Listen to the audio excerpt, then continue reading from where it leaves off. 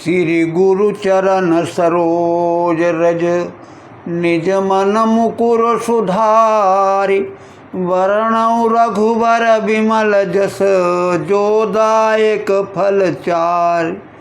सियावर रामचंद्र की जय, पवन सुत हनुमान की जय।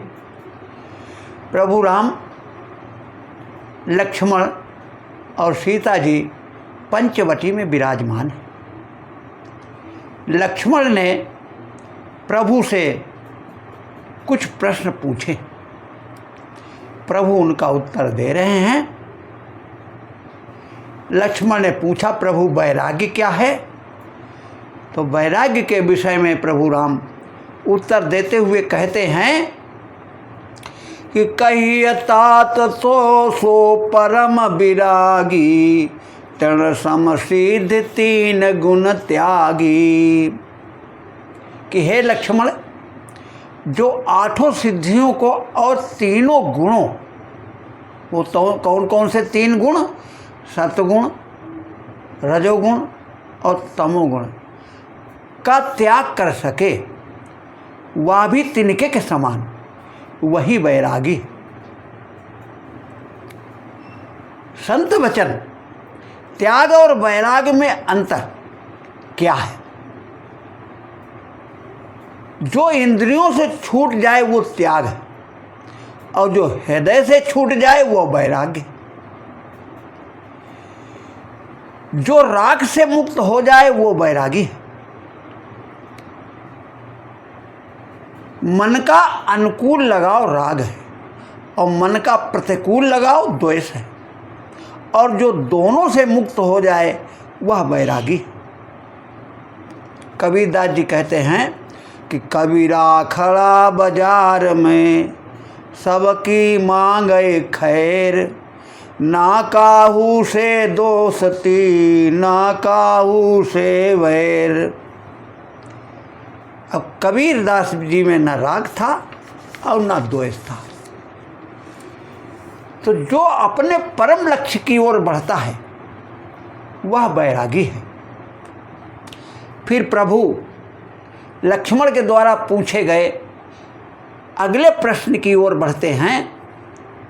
लक्ष्मण ने पूछा था कि भी ईश्वर और जीव में अंतर क्या है?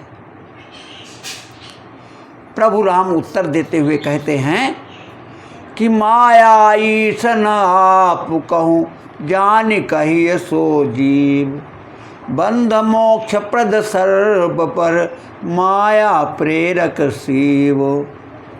जो व्यक्ति माया, ईश्वर और अपने स्वरूप को न जान पाए वह जीव है।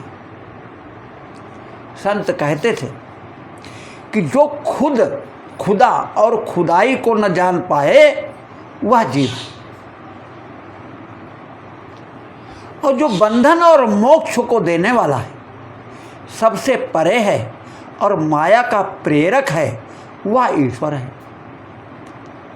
अहिल्या बंधन में बंधी पड़ी थी, उसे प्रभु ने मोक्ष दे दिया।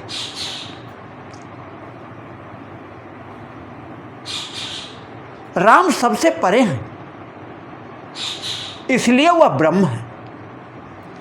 ईश्वर अंश जीव अविनाशी, चेतन अमल सहज सुख राशि, सो माया बस भयउ गोसाई, बधेउ कीर मरकट की नाई।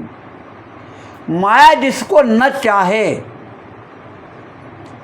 यानी माया जिसको न चाहे वह जीव, और जो माया को न चाहे वह ईश्वर।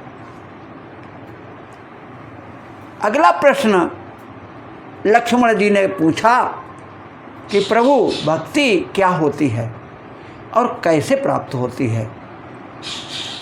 प्रभु राम उत्तर देते हुए कहते हैं कि हे लक्ष्मण, कि जाते बेगी द्रवहु मैं भाई, सो मम भगति भगत सुखदाई।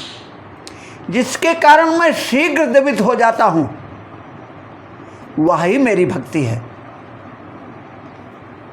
भक्ति क्या है? भक्ति माने प्रेम। प्रेम दो प्रकार का होता है। संसार से प्रेम करना ये आसक्ति है, ईश्वर से प्रेम करना ये भक्ति है। तो इन दोनों प्रकार के प्रेमों में जो अंतर समझ जाता है वही भक्ति पाता है।